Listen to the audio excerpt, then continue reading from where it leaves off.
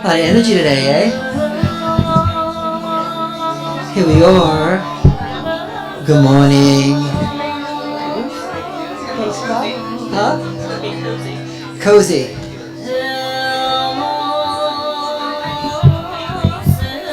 Yeah. Alright. Here. Can you pass around who else needs addresses?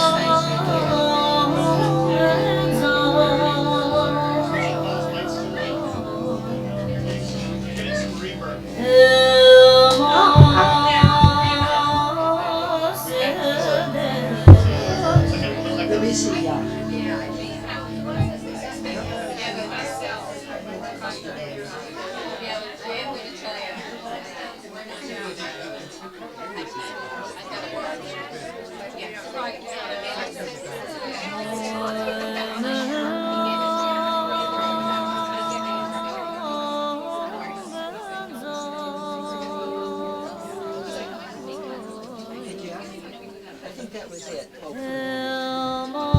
Good morning, everyone. Welcome.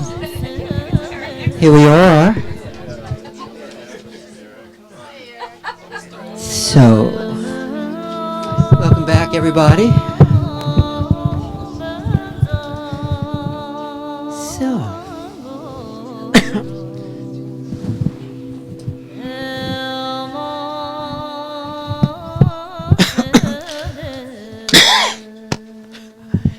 we'll focus in like we do. Early today that we can move the seat in here for the Lama. We need some strong people. And we'll focus in. Becoming aware of awareness like we do.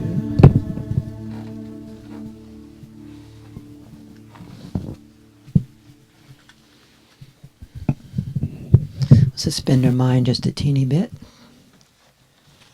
And free awareness. To be aware.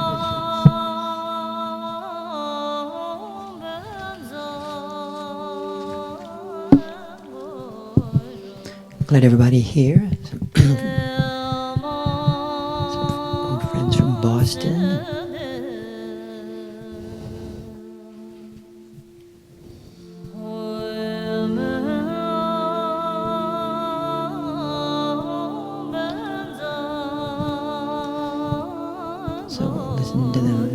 The invocation by this mantra that invokes pure awareness.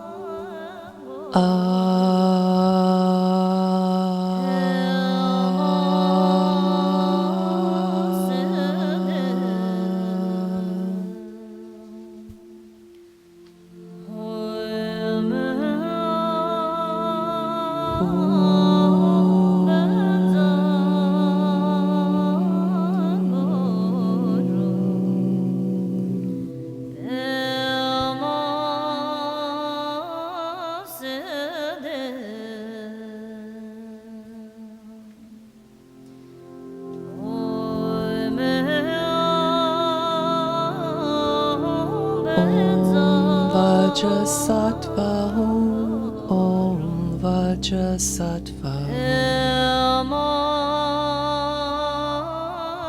Om Vajrasattva Om Vajrasattva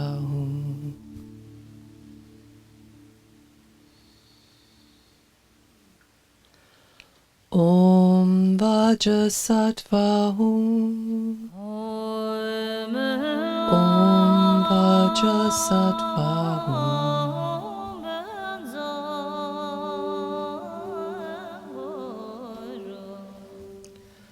Om Vajasattva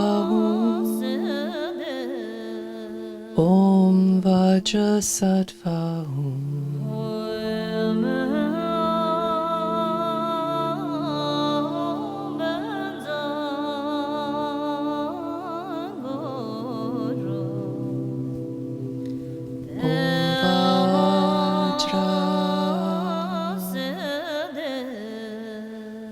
Sattva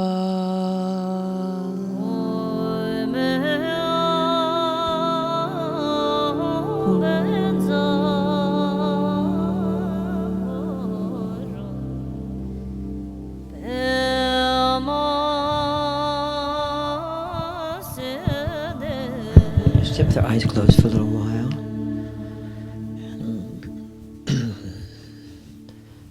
Could feel the invocation of awareness, which I've been focusing on, as power of invocation.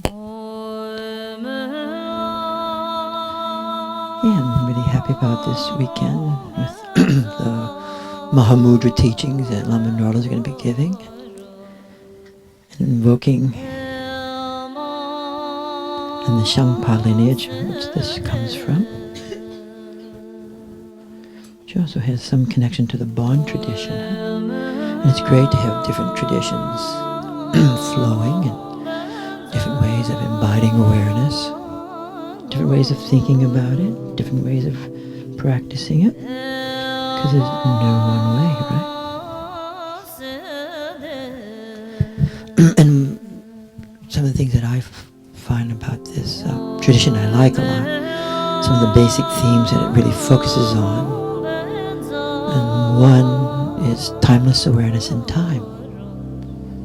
Perhaps the most focal aspect. This is a path of timeless awareness, and yet in time.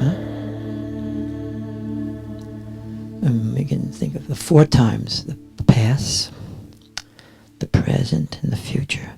And then there's timeless awareness. You can even think how you hear Yongtam Rinpoche talk about the great compassion being the extension of awareness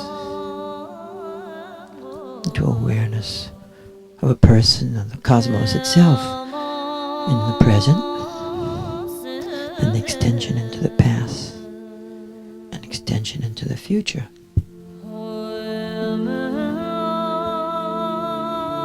So even right now we can focus and have that sense of the background of timelessness becoming more foreground.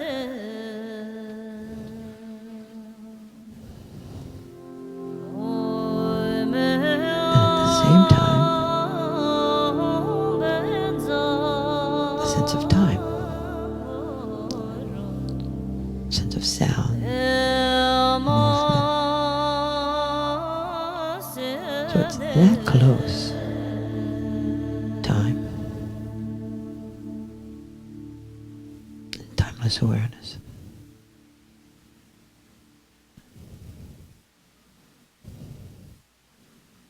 And duality within non-duality.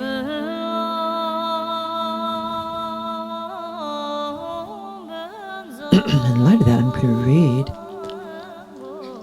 that text on timelessness, timeless awareness, the glorious, immortal, great timeless awareness. Another theme that's focal is the non-conceptuality of awareness, thought-free, concept-free, gnosis, direct knowingness, every situation.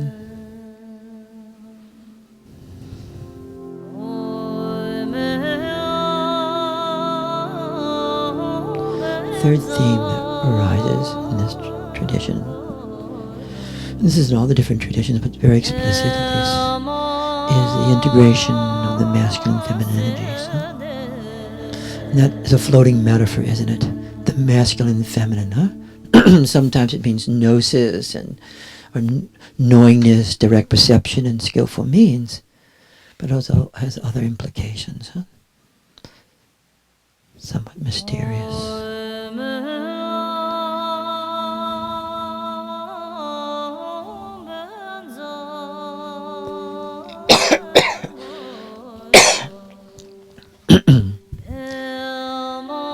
So I'm going to read this little text for a little bit.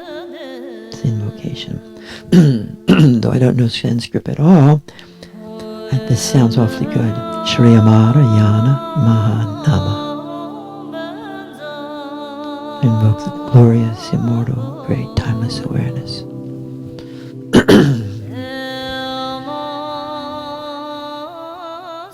And it starts this way.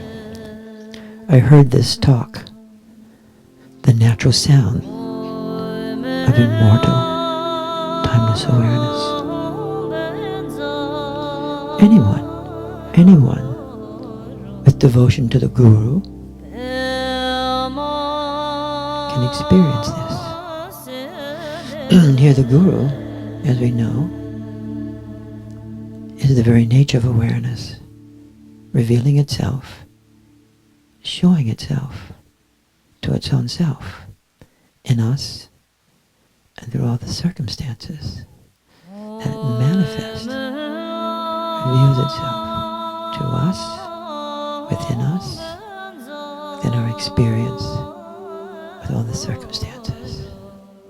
And at the same time, this great source power is in all of us. And it's really great to meet people who embody it so completely that the invisible becomes visible.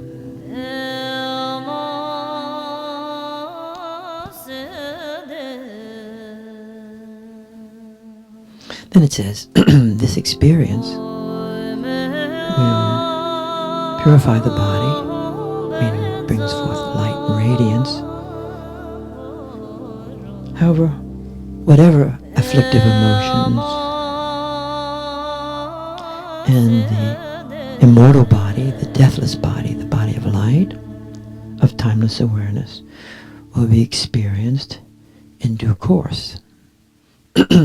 It's giving us a guarantee, which I sort of like. And that's really one of the themes, is this conviction or certitude of the directness of the transmission, just beyond words and letters. This transmissions. And actually these transmissions don't belong to any tradition. They're the nature of human awareness itself, which is the Buddha. But they are carried, different lineages. Then it says this: your own body is the deity of Chakra Samvara, that union of the masculine and feminine. And light rays from the seed syllables Hum, Bam, illuminate everything outside and inside the body, and refine the perception into emptiness, clarity, like openness and light. This empty appearance is like the rainbow, like light, the radiance. So out of this potentiality, this openness, this no thingness, this emptiness, vast knowingness, there's movement arising, which is light, radiance and energy, glowing, shining, creating everything and anything. And then it says, And it appears with colors and faces and hands and ornaments and bonfire, meaning it's like fire. We can think about the sermon on the Buddhist sermon on fire that we read a couple of weeks ago. Everything is fire, light, intensity. Then it says this: gaze at this great non-dissipating empty bliss. We can do that right now. Gazing bliss is also considered a path of bliss. And bliss overcomes suffering. Sometimes we think, or I think, great, once there's no suffering, then bliss. Then you find yourself waiting for Godot. What happened? So one's body itself is this appearance, this empty appearance of the deity's form, as our own mind. The very incarnation of flesh, luminous flesh. Then it says awareness is the empty appearance of the deity's form, and the mind and the deity's form are completely inseparable, like invoking Vajrasattva, pure awareness, indestructible awareness, unborn, undying.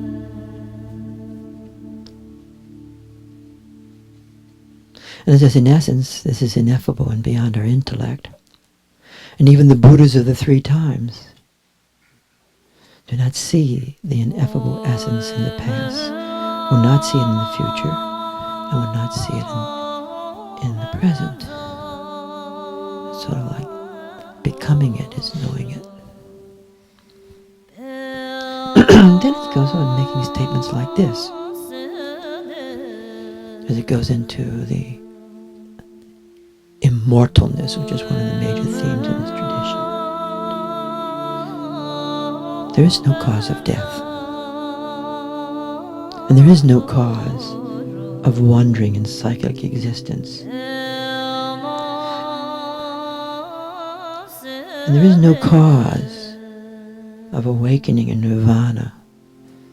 So it's deconstructing certain assumptions and prejudices. It says there's freedom from all transistors and transitions. So go beyond that. Therefore, timeless awareness itself is the natural liberation of immortality. We'll focus again within timeless awareness, just as we are. Timeless awareness is the natural liberation of immortality. So even to touch timeless awareness is liberating.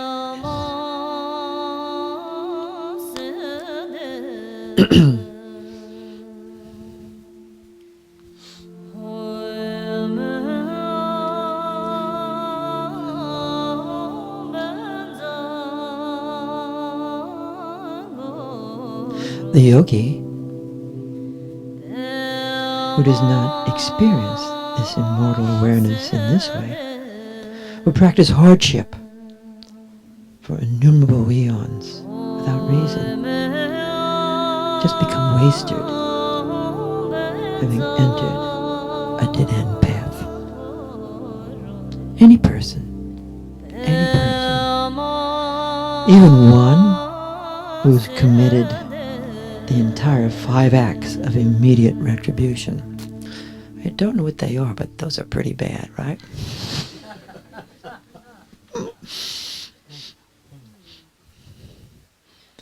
At that time, at the point of death, or even other times, who recalls, contemplating in their mind, or just even hearing the sound, the speech, or touches physically with the body for a mere moment, a single second,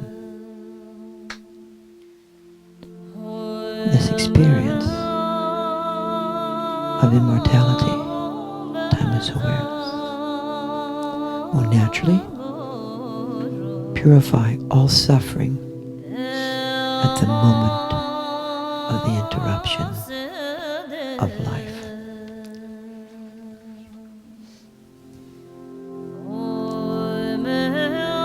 And it continues on.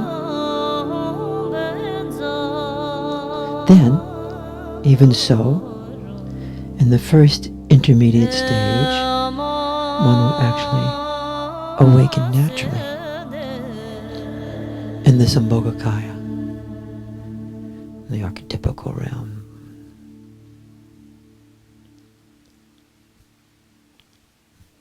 Then it says, this is an infallible vital point. Then it says, if however, under power of conditions, circumstances, the body-mind continuum does not become clear at the point of death, then, for instance, like a catapult mechanism,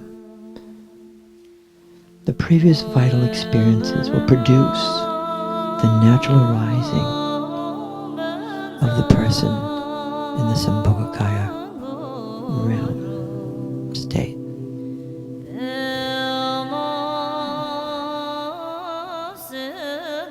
And even without stability or sufficient time, it'll be like the moonrise at sunset. And hearing now, just hearing this now, or at the point of death, this will without doubt result in the experience of the Sambhogakaya state.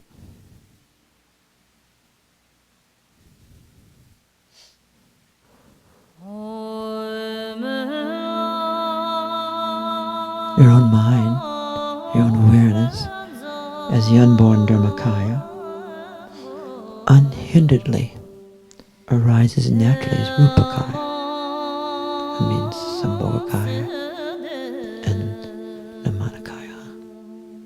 Archetypical energies becoming flesh, us, cars, dogs. So it's spontaneously present for the benefit of everyone. And with this experience of the great oneness of essence, form, and enlightened activity, this conceptual thought called death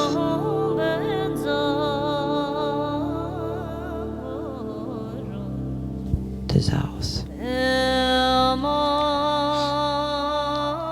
The intent that this meaning is realized, then one experiences the heavenly realms of great bliss, even now. And the victors of the three times, by realizing this, awakened completely. Well, therefore, this heart essence, which this is, and taught in many tantras and sutras, is given by the benevolence of the holy ones.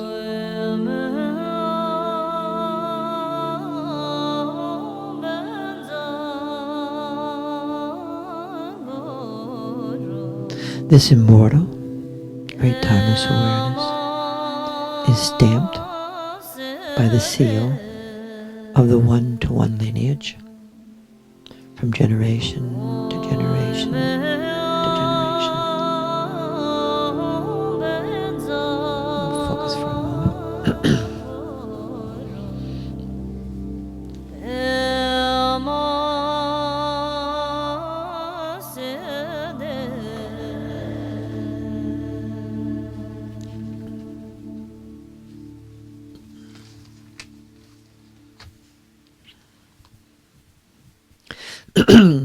So, hope everybody can come. If you guys are coming, we should be around here about 8:15 because a lot of people are coming.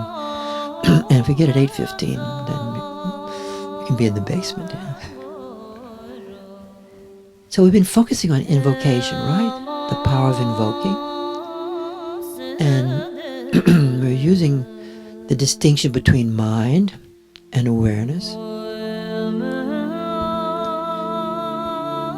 And that pretty naturally, we can really feel the power of invocation of our minds. We do it all the time. Invoking thoughts and feelings, sensations in each other.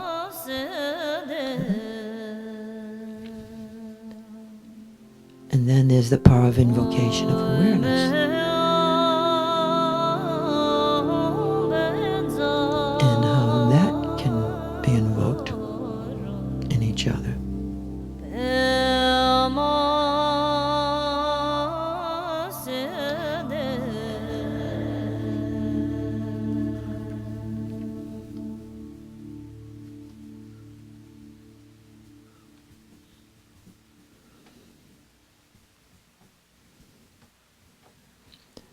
And then we focused a bit on how integrating our mind into this awareness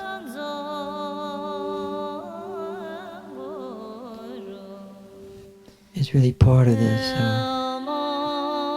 skillful means, this way of being able to invoke awareness and see through awareness and feel through awareness and speak through awareness, becoming awareness. On the less happy side of things, we focus for a while on the dissociation between mind and awareness. That basic lack, a basic gap, whether developmentally, through trauma, culturally, whatever reason, at times there's a gap between us being located in our mind alone and not having access to awareness itself. It's not always easy traversing that gap as we begin to step from mind alone into awareness. Sometimes the gap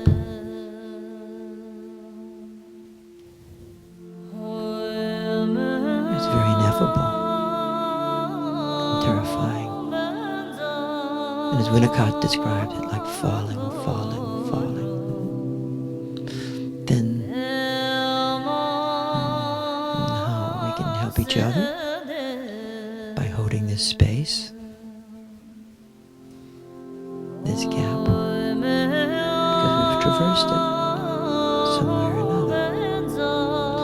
And how the different self-objects, whether it's person, archetypes, typical energies, objects, help traverse the gap.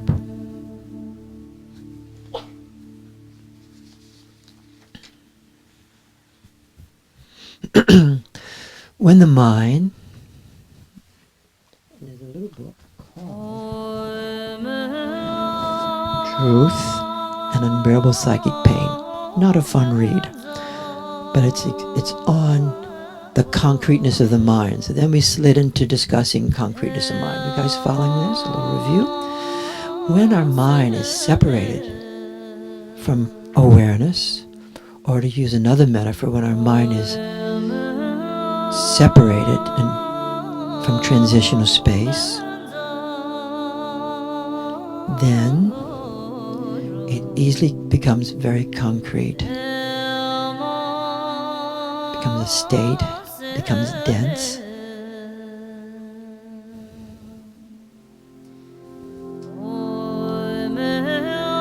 And One of the things that arises when you and I are in a concrete state of mind, and we all fall into that, is we start to think what we think is true, without any doubt.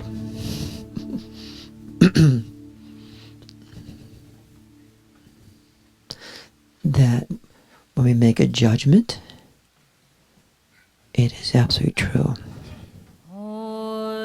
We equate, because of the density and concreteness of mind, there's not much possibility, there's not much potentiality, there's no space, there's no horizon on phenomena. We equate our judgment with actuality, huh?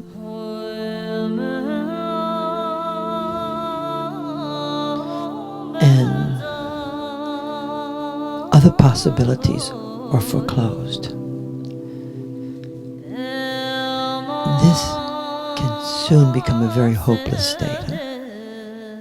Dense. And there's not much light in it. There's not much of the qualities of awareness, of space, energy, light, resonance. And here I'm using back and forth between Winnicott's transitional space as a metaphor of primordial awareness naturally available, right?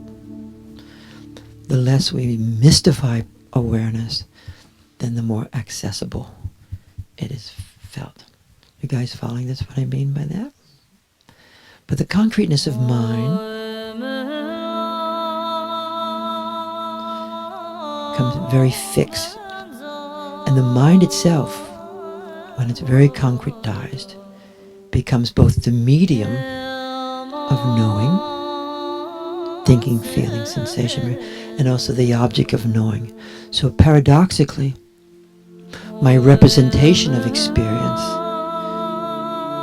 the way I'm representing it to myself in my mind, is more there's a disavowal of the perceptual component a lot. I'm relating primarily to my mind. I may be looking at you, talking to you, but actually I'm relating to my mind at this moment. You're a bystander, you're incidental to the experience. There's a disavowalness.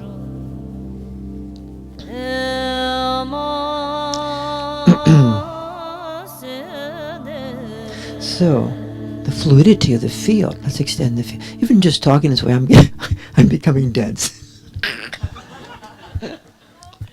I'm invoking it. I'm going down. So, let's extend again. Because in trauma, development, cumulative or acute, when that happens, that particular configuration gets very, very sensate-oriented, huh? Becomes very somatic, very locked in, huh? And that's why it takes some form of action also, some form of movement to break through that. But when we're in awareness, and awareness, our mind is in awareness, then our mind feels like more illuminated, huh? Our voice feels more illuminated. Our body feels more illuminated, huh? Our hearing, the senses feel more illuminated.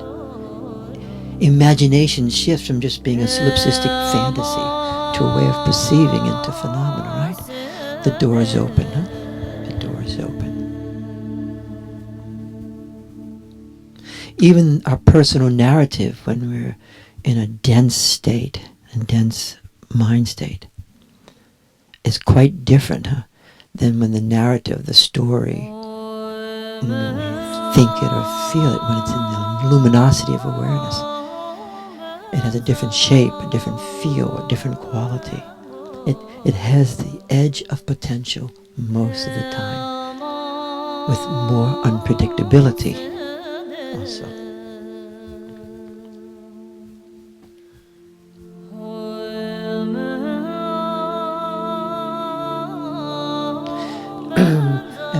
we're in this awareness, this space, as Masud Khan, one of the devotees of Winnicott, would say, personalization grows. So when we're in the transitional, when we're in that space, or when we're in awareness, when we're in timeless awareness in time, then a sense of personalization takes place. A profound sense of the personal arises.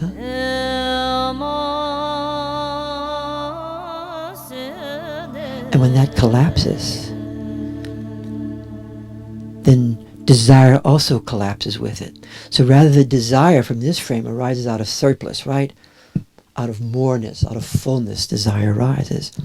And as the personal starts collapsing in the density of my mind, then suddenly I shift to a need gratification frame. Like a hungry ghost. Surely you've had that once or twice. The difference. You guys following this?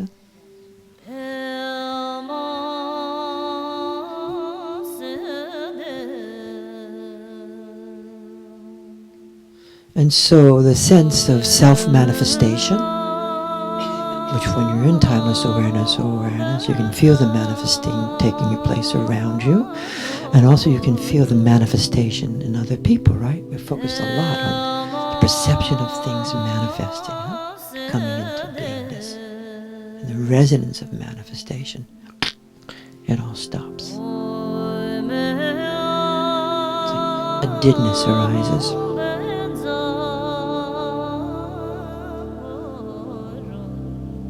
It's like concrete thinking with concrete feelings within concrete circumstances. So there is no sense of freedom, no bliss of freedom, And to me, all this is very relevant in one's own personal life, but also in the drama of psychotherapy, right? And often we focus so much on content, and yet right in front of us is this process. This process of density.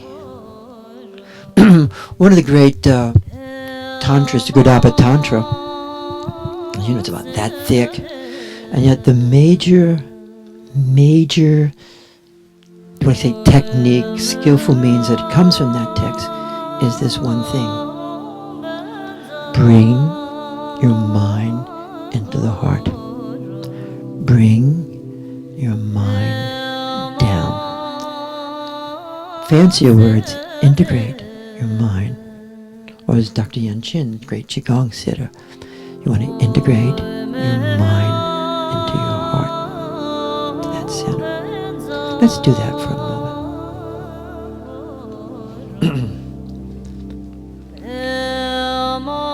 Bringing mind into body. There's no one way of doing this, but the mind awareness union. Bringing mind. Sometimes energetically you can feel yourself just even pulling it down energy-wise.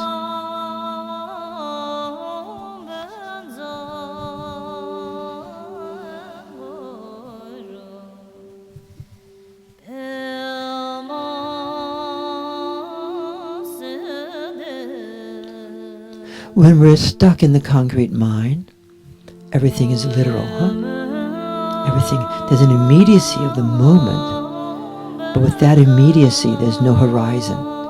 There's no sense of horizon. Without horizon, there's no sense of space or openness.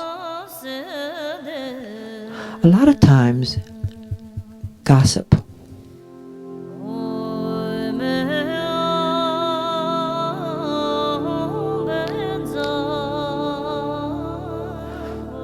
When the symbolic function is undone, there's not metaphors. Gossip is one way. Heidegger calls grede. It's one way of speaking. Gossip. The telling of relentless stories about immediacy of experience that we have. Of course, we think it's psychotherapy too, right? But sometimes gossiping simply goes nowhere. Do you ever find that? Just goes nowhere. It's redundant. It's concrete. It's dense. There's no potential space in it. It's arising out of the same feelings of annihilation, anxiety, which means envy. You have it and I don't. And so gossip, that's why the yogis often make a lot of big deal out of gossip, which I never quite understood, because I actually like it at times. But gossiping, just listen to it at times. There's no place to go, redundant, envy, deprecating, dense. And not that which is not being spoken about may have value, but there's nothing you can do with it other than discharge it into someone else, called projection and projection identification. That's what we do. It may seem like we're working it. Let me share this with you, please. But actually, there is a redundancy. Do you guys ever feel this? Redundancy in gossip? It can have its fun moments, and maybe that's some opening of space, especially a certain type of absurdity and quirkiness and the bliss of weirdness, you know. But in and of itself, nothing happens. Nothing happens. It becomes very, very boring. Like waiting for Godot, huh? Just lots of gossip, endless gossip, and waiting for Godot. Redundant. With little vignettes of sadomasochism drawn in just for fun, huh? A little bit of humor and excitement. So, we'll focus back into awareness. One final thing about concrete mind, which is a lack of perceptual awareness also, or openness, or beyondness, that capacity to see into phenomena, through phenomena, to feel into phenomena. The I-thou-ness really takes place. Huh? It's not very concrete. It's flesh. It's seeing into, but it's not itness. So often, when we're in our concrete minds, and this is all of us, it's not a function of intelligence. It's not a function of intelligence at all. But we assign meaning, or have been assigned meanings to events and persons. And these fixated meanings nullify the possibility of other meanings and the infinite potentiality of implications. Which means there are not many opinions, huh? And everything's opinion. See that beautiful text I read? With all its authority, it's an opinion. I love it. I love that opinion. But it's an opinion, right? Do you think that way? That it's all opinion? Great opinions?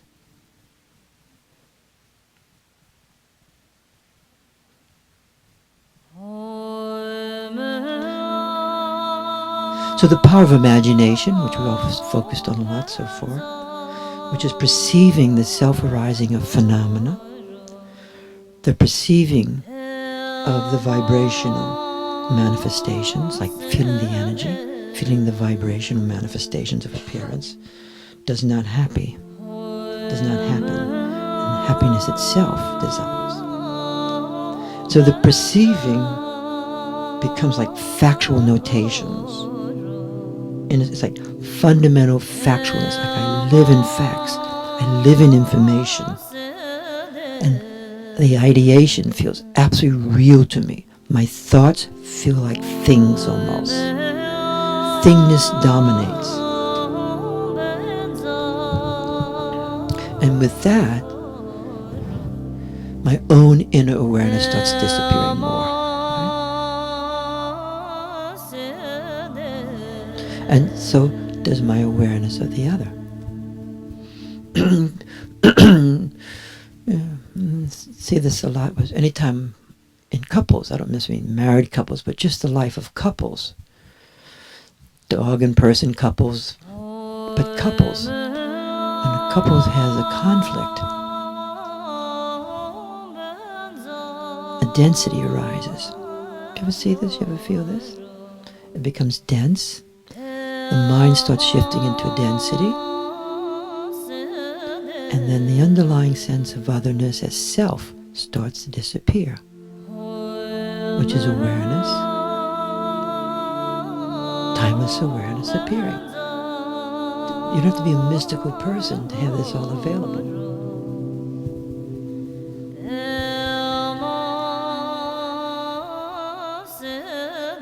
There's no latent meaning. There's no latent perceiving. There's no horizon. And the horizon's not just out there. The horizon's right in there. It's right in us. The real horizon's right in us. Longchenpa, the great Dzogchen master, would say, the most fundamental problem, almost done with this, of becoming aware of awareness is concreteness of mind. I thought it was really interesting reading this text, Words and Meaning, and his whole section on concreteness of mind as the major dilemma of entering awareness itself. I think it's really cool. Then I think of Swami Muktananda, who would say, meditation teaches meditation. Then he would go on to say, meditation allows you to be a philosopher. What does that mean? And then he would kind of elaborate it. It means a person who has thought, who actually has thought.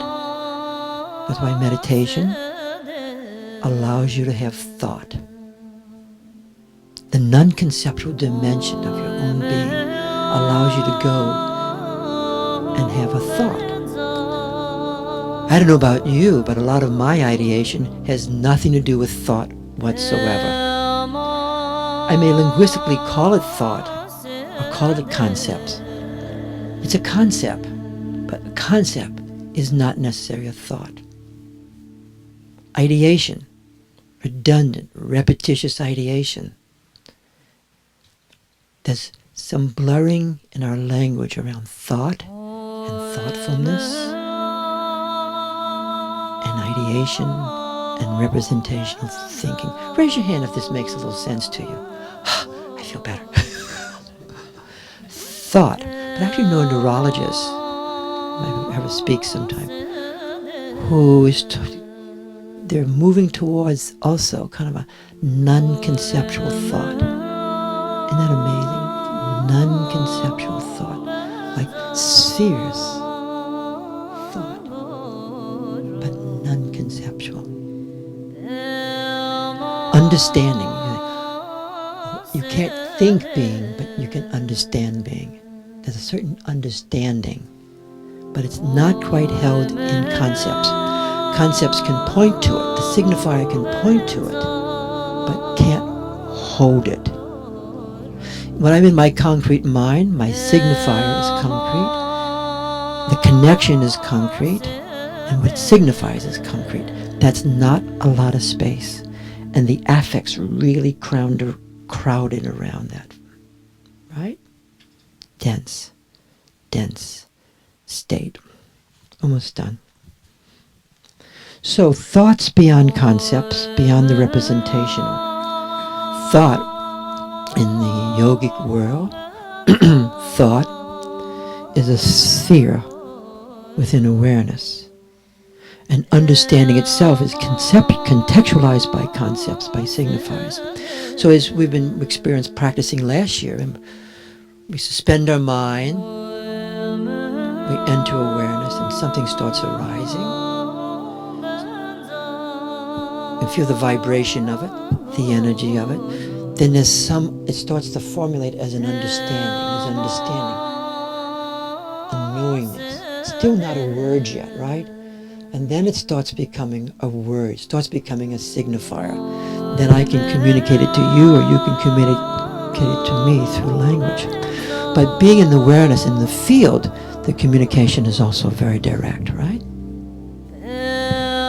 Say yes if that's making sense for you guys. So, when I'm in my dense mind, concrete mind, that type doesn't take place. So no matter what you say to me, especially if it's about me and you, I'm not quite going to get it. It's not quite going to be communicated in that more direct, natural understanding that takes place between us and ordinary. So almost done here.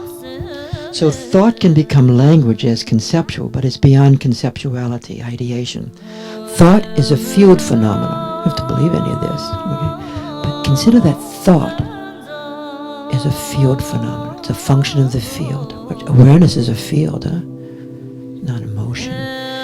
Thought is a function is the field. It's an expression. It's a configuration of the field. And thought is the manifestation of field awareness. That's why thoughts come to us. They arise. I like to take agency for all my thoughts, but really they're just arising and coming through. Sometimes that's do you ever notice that? It's manifest. So who's thinking? Where is this arising from? Thought arising. And without, to use another language, without transitional awareness, then concreteness can dominate and organize the experience of us as persons. The transitional realm and the symbolic realm are intimately connected. The archetypical realm, the archetypes, right? Those configurations, those energetic configurations, arise out and through transitional knowingness. So in between fantasy and reality, that intermediate area, where maybe some of us are at right now, that's where the symbolic function arises. That is where a certain perception arises that sees through and into phenomena, actually feels the self in oneself and in others, feels timeless awareness, and also feels the manifestation of the archetypes, the deities, the elementalness, senses the elementalness. I know I'm covering a lot of stuff, but it's a summary.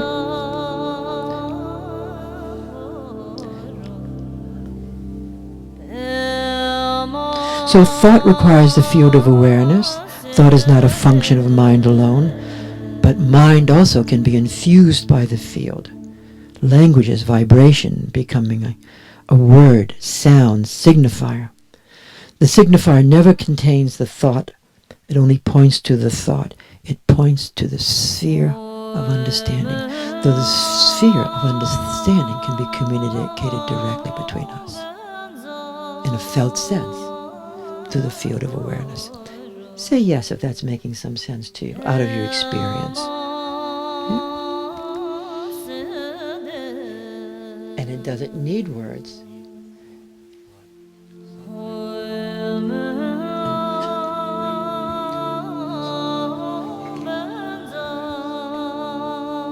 As such, a lot of poetry, which is words, attuning to thought, and the words and the metaphoricalness of the words and the symbolic power of the words helps us articulate thought perhaps in the most direct way.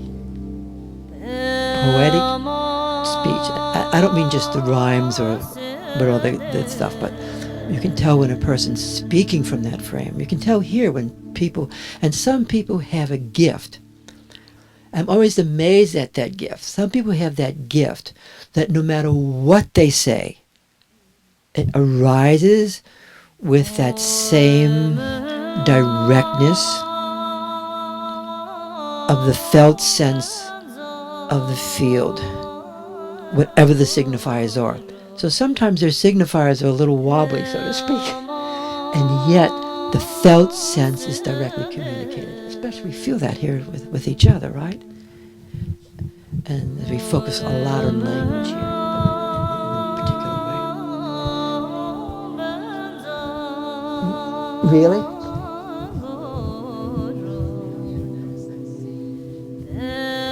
The same, you can feel when that arises, and wow, it's really interesting, you know. And you can feel the mind is totally undone. And this has nothing to do with IQ. This has nothing to do with IQ whatsoever. It's, you know, I think the words help us remember. One of the great things about these experiences, that was really great. What was that? So that's why in therapy or in life itself, the articulation of experience and the more subtle we can attune ourselves, which we try and do here, and articulate those subtle states, then they become part of our persona, right? And it's play, and it's fun, and expression, and it's coming forth. So that's helping, because words themselves actually bring forth the sense of the field in their own way. So the sense of beingness itself becomes more and more held, just like in that beautiful text I just read. So maybe we should stop now. Let's just sit for a few minutes. Yes?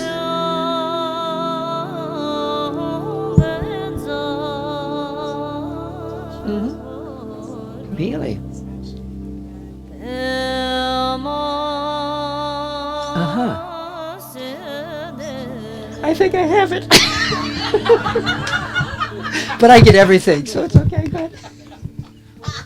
When a person has, a physical disability, which is my field, or an illness, that it refers to Yep.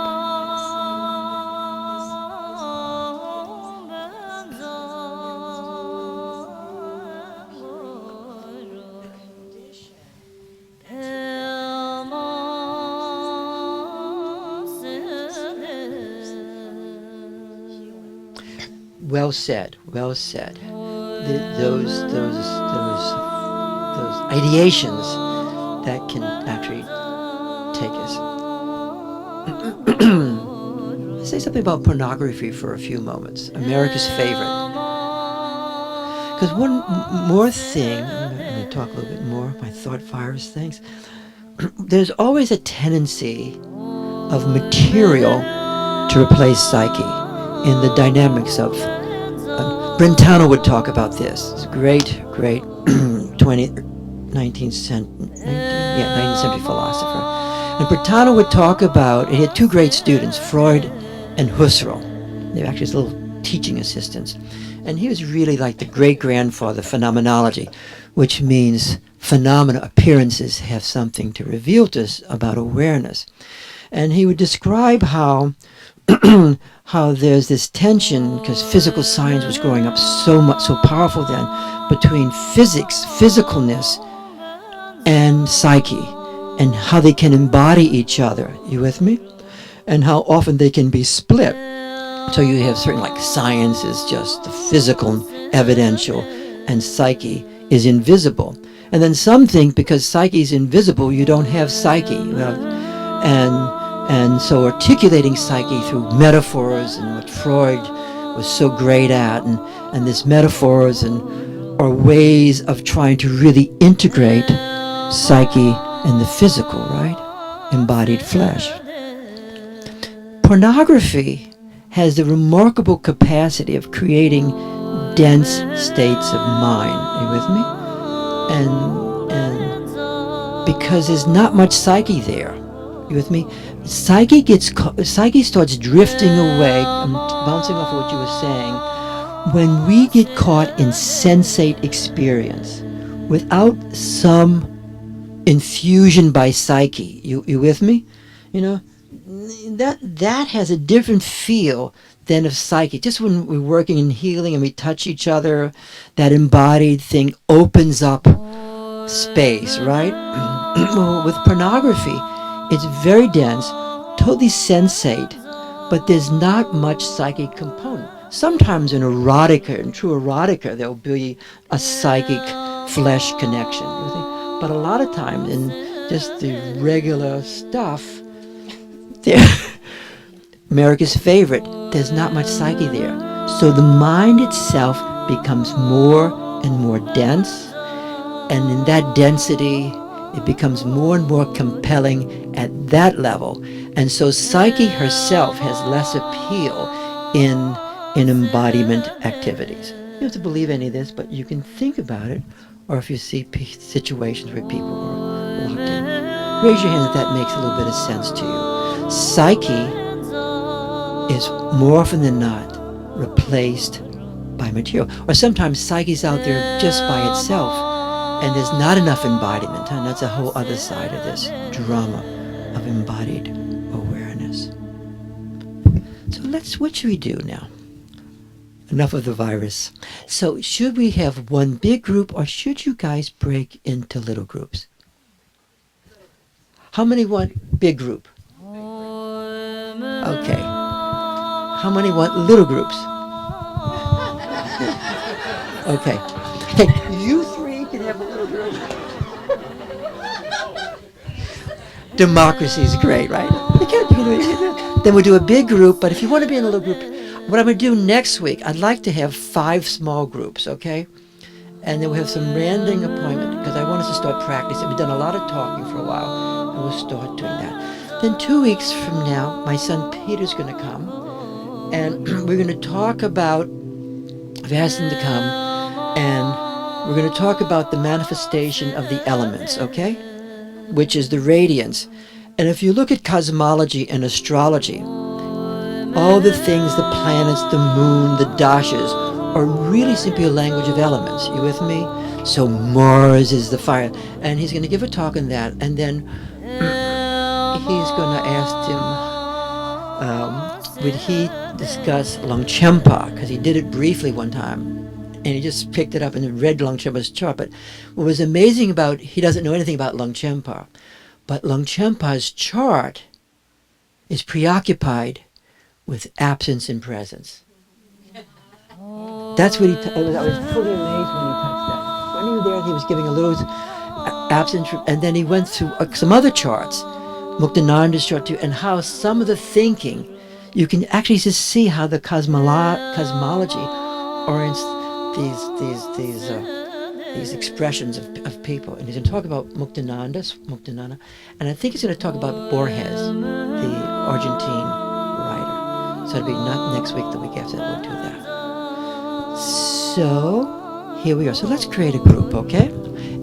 If, by the way, if you don't show up at times, you're supposed to let me know. You can do it by email, and you can do it by phone, but I really want us to have good attendance, okay?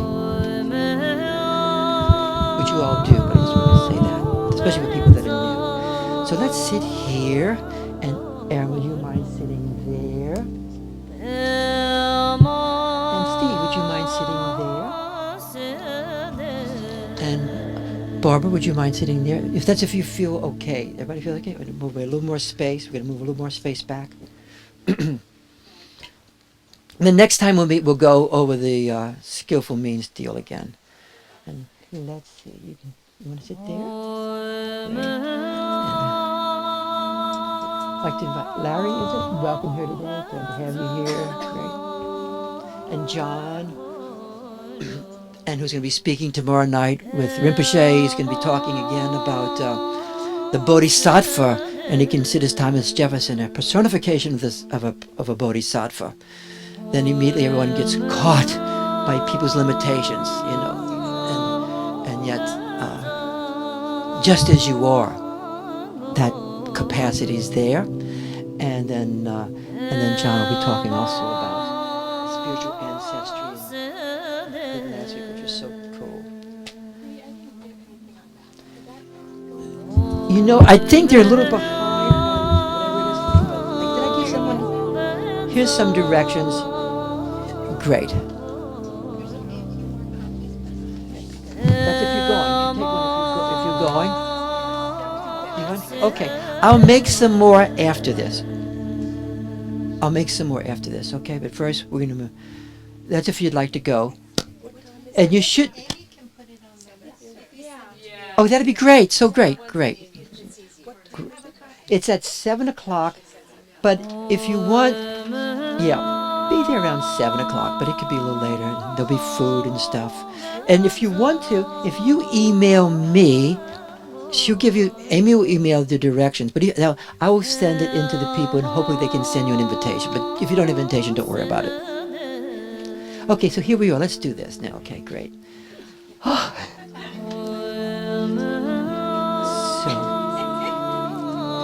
let's sit. Let's focus now. Okay.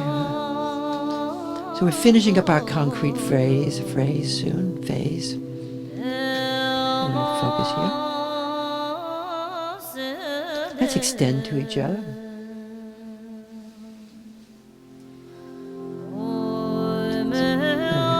Let's intensify the field a bit.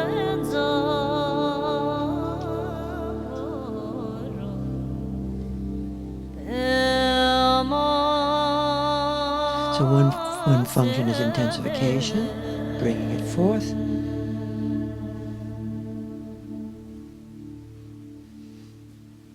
One is some pacification, toning it.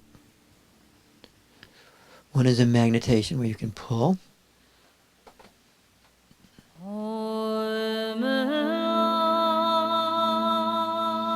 And then through the field itself, particular experiences can be transmitted.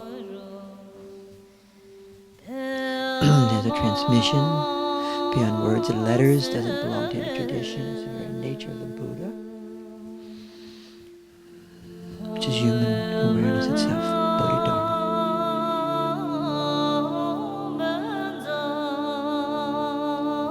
Of course, I don't really know if Bodhidharma existed.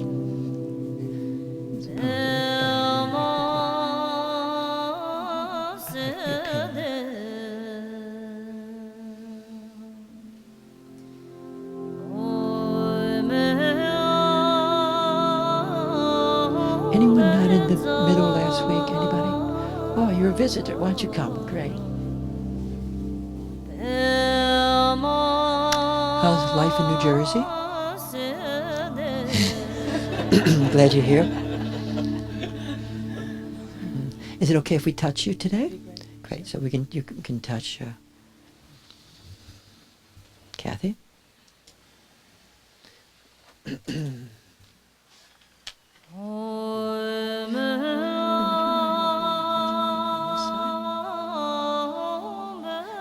And Fran, would you mind walking around touching people on the other side?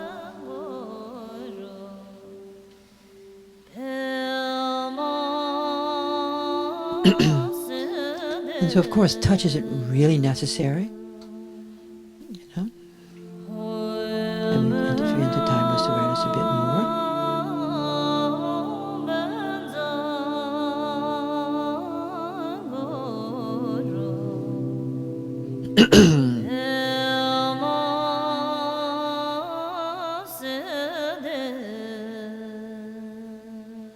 I always remember, I've said this before, but I do like when we're studying with Namkhe Norbo for a number of years, and then Jim Balby walks over to me with one of these little practice deals in his own way. He says, Rudy, timeless awareness, that's the essence. I always feel gratitude to him. And his next volume is coming out of that great text on the sovereign, that Dzogchen text on presence. We extend to Kathy. We extend to each other to the right and to the left.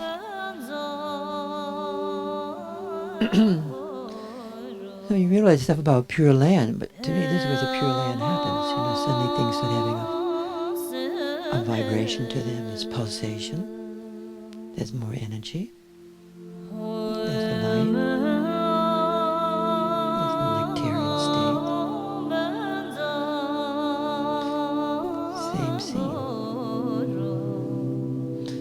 That's why they often describe the world as a palace and a cremation ground. Same spot. Let's extend to her, inside to inside. Inside to inside. And of course, if you're in a concrete mind, after a concrete talk, you bring your minds down a bit. You know? Or if I lean into her, my mind starts opening up a bit more. It's like resonance, huh? Attunement, all those words. Intersubjective. Intersubjective is not my mind meeting your mind. You know? It's more primal. It is awareness in awareness. It's like, that is the mysterious Kunyungsyo. Right? It's very simple. In one way, it's not a big deal at all.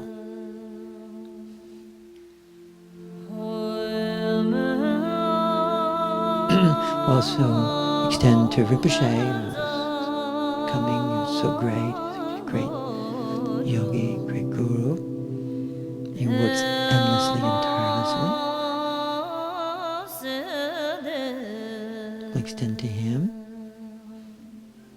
in support of his trip here. We'll extend a welcome to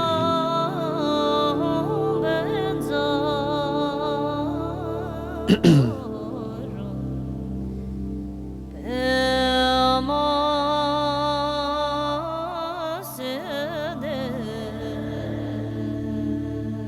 Patricia, would you say the poem about meeting in the field?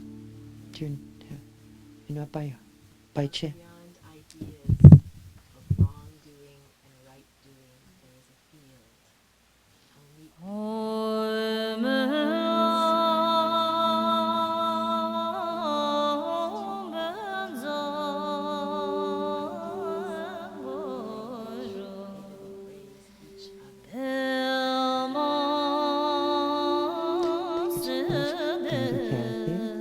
Somebody else who hasn't been here in a while. Oh, Patricia, great. Welcome. Let's extend to Patricia. That's it. We extend there. Okay. Let's extend.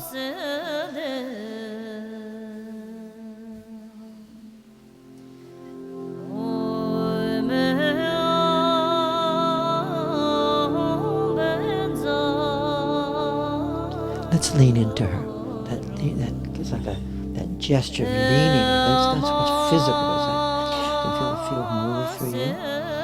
You know this happens naturally, you know, but it's great to have some efficacy, huh, where you can feel it arising, and in the very arising of it, you can move it through your body.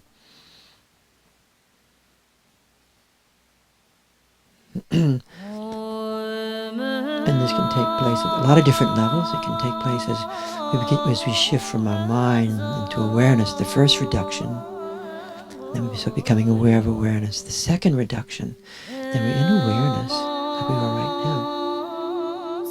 Feel the resonance. And so we're in the field of awareness. It's a field phenomenon, as Merleau-Ponty describes so often. And then we start holding the field, and suddenly we're in the field and it's around us. Then we start becoming the field.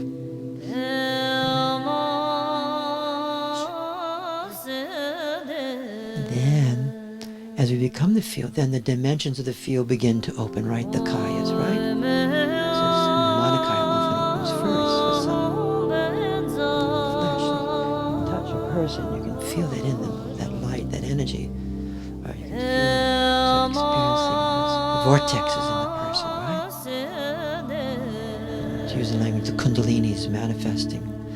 Or then also, sometimes, if you have that good fortune, some Bogakaya opens up for you, and you're gazing with your whole body, and then actually you can see at times the energies, the lights, or sometimes they appear, they manifest as the deities, like Holy Mary, Yeshitogo, different, depending on what your I see depending what your traditions, but really it's not true. People can be totally different traditions, and suddenly that they see that perception,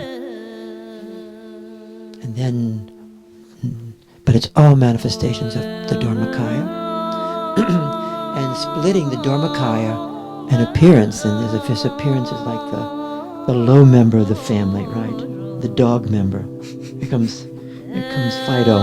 That really creates an unhappy dualism, which is totally unnecessary and undercuts the divinity of appearances, right? You guys follow what I mean by that? That's why in this tradition, they'll be speaking sometime about the guru's appearance itself, in this meaning that the guru comes from all the different appearances. You follow what I mean by that? And that's really a great step to be able to see that. That's some revelation here through phenomena. Not just with mind, but by direct experience.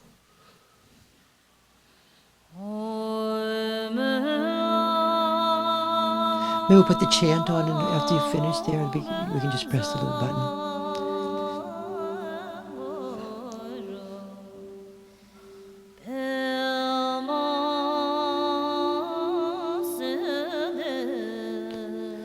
Then we're going to conceal this a bit. And seal means like you're just touching the field a little bit. So like, thank you so much, Patricia. Welcome back.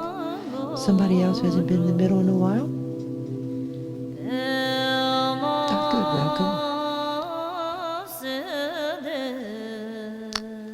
Welcome. Great. Come on. Here you go. Good. Glad to have you from Boston. Good.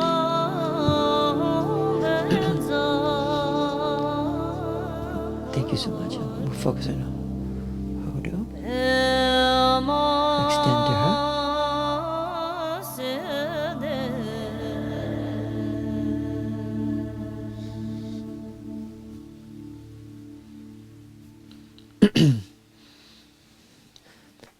It's really true, right? Meditation helps us become a philosopher, right?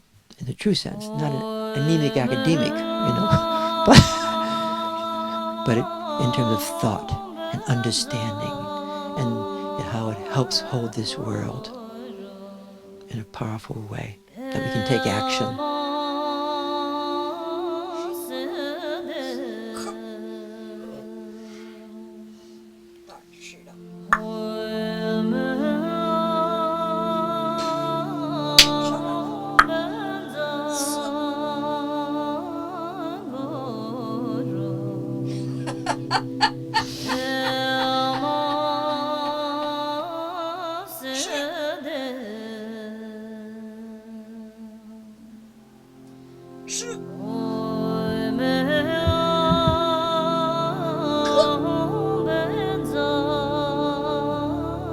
Feel these great movements arising naturally, and postures,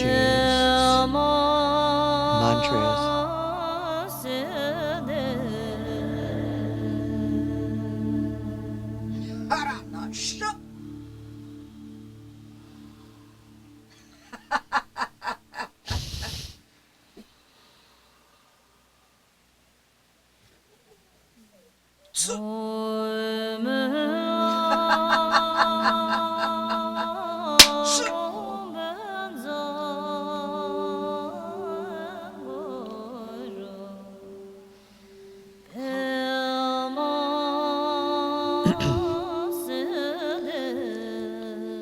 Think of that great mantra, Citra mantra, Om Ahum, opens the different dimensions.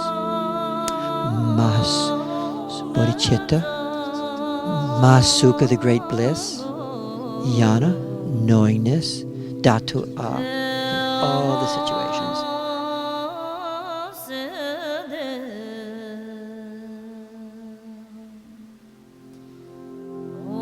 So we invoke the archetypical dimension more. All the Dakinis, companions.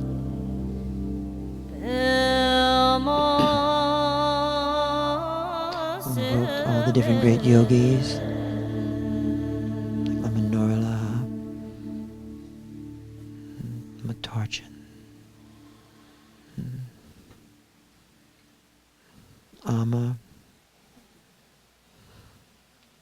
Muktananda, Dorjen Rinpoche,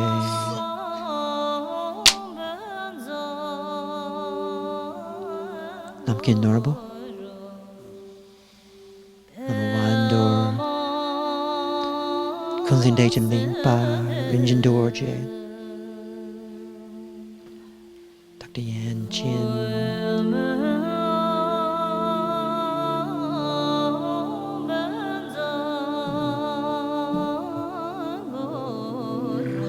feel the arriving timeless awareness.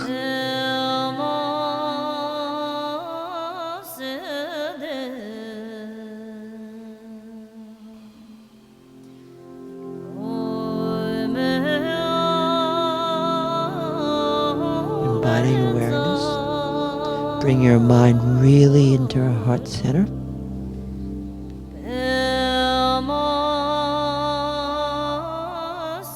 Space. Energy. Clarity. And thought. Understanding.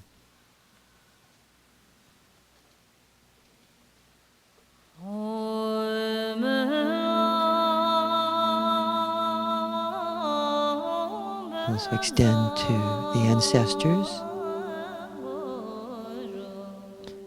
both friends,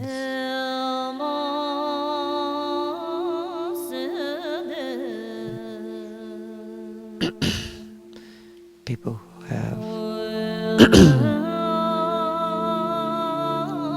entered some Bogakaya dimensions this summer. We know and love. Invoking them, supporting, mutual support, the light meeting the light.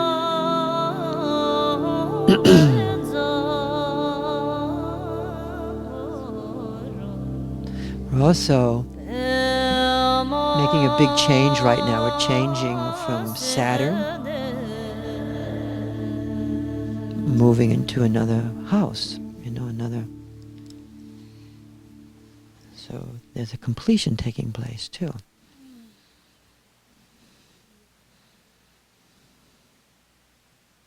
We'll extend to each other again. We'll extend to the room itself to hold this energy this weekend, this place.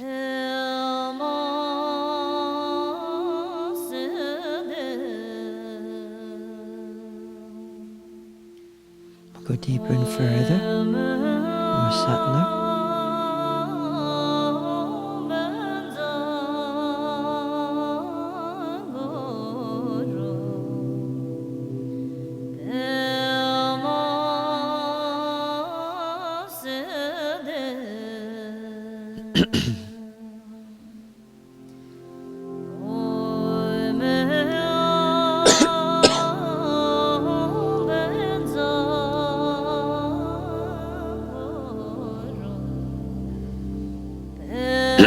Feel that union of psyche and body.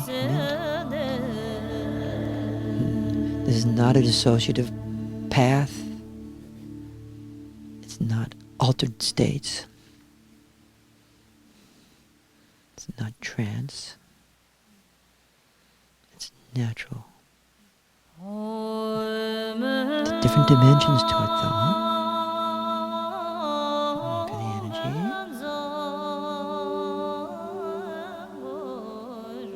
If our bodies really holding more and more, being infused by the light and energy, our minds, voices, senses, thinking, feeling.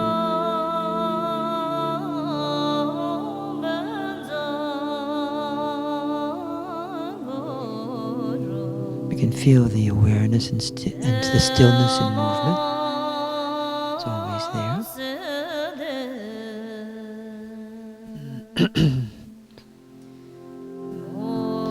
We'll focus in again one more time, holding. Okay, Now we're going to focus on the heart essence of the heart drops. Feel that it's a desire arising. It rides the wave and release that right into the center.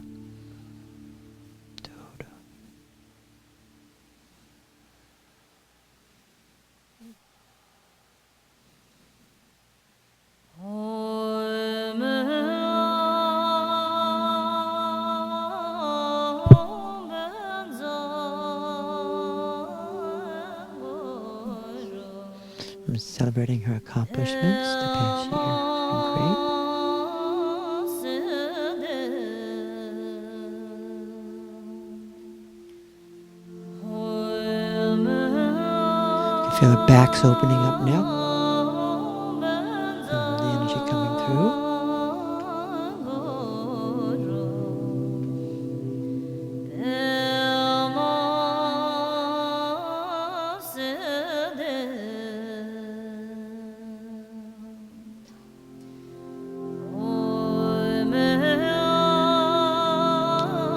Thank you so much.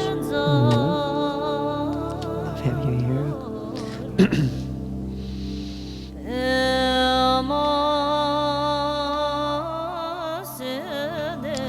John, would you mind coming in the middle?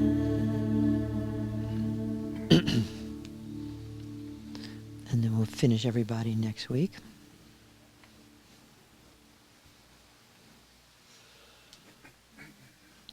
Okay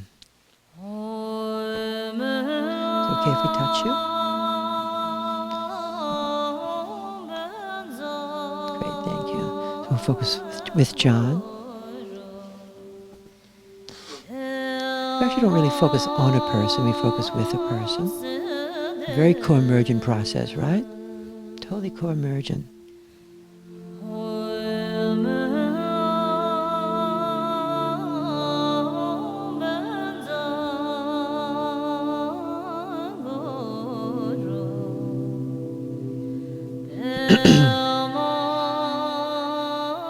What's so great about co-emergent is you only have half a job. That's true. Really, really important to know that.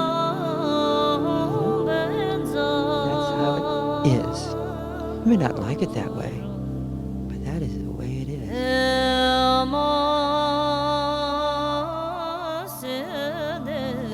Lean into John.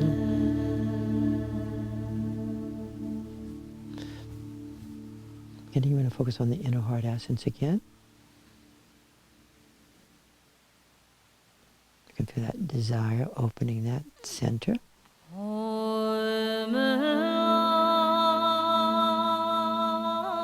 Release that energy.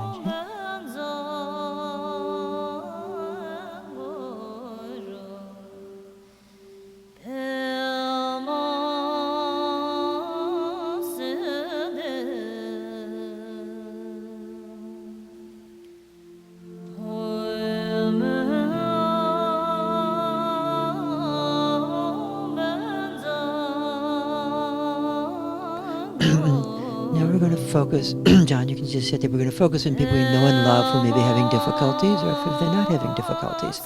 But we're going to focus on people who we love. And extending very directly the great compassion is not internalizing everybody's pain. You know, you're going to do that a little bit, then you will burn out. You know? But it is this great capacity of extending awareness, timeless awareness, which is our own awareness. It's not another awareness. Our very awareness is actually timeless awareness. As we experience it in the mind, it has a time and place to it, but it is timeless awareness. That is the very essence of this transmission this weekend. Your awareness is timeless awareness in time and space. In time, then it starts to separate from this time and space, and there it is, very clear, totally clear. I'll read next week a letter from Lama Torchen to some people where he describes that his teachers, Tinding Norbu, told him for him at the very moment of death, that's when he would experience complete realization. And it was like, because at that moment everything opens up. Awareness. That's why the deathless state is awareness itself. Death itself is awareness itself opening up. Awareness meeting awareness. With that understanding, we'll extend the people we know and love. We'll extend into their present. We'll extend into their past.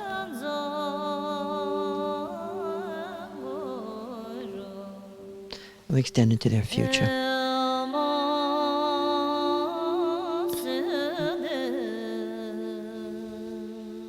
And we're going to rest just for about a minute.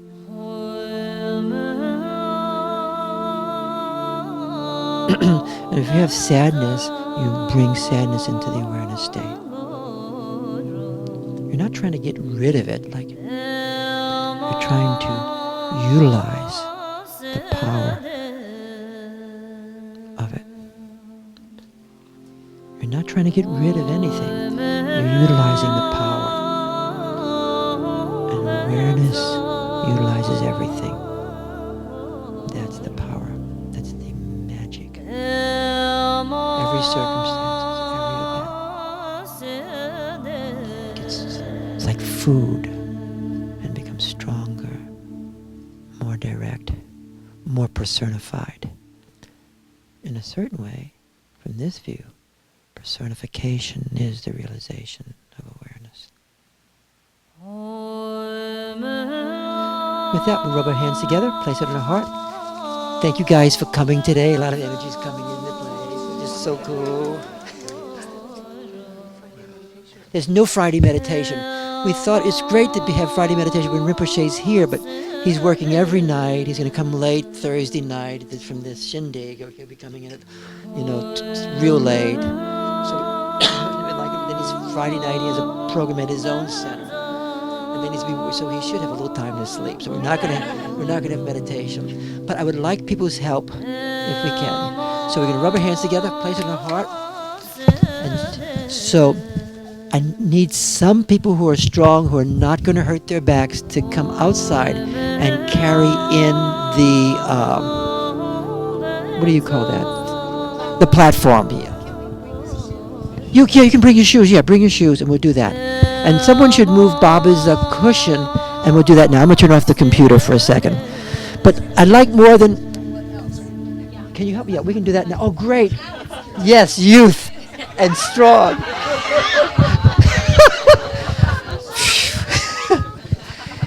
Glad you're here, Alex.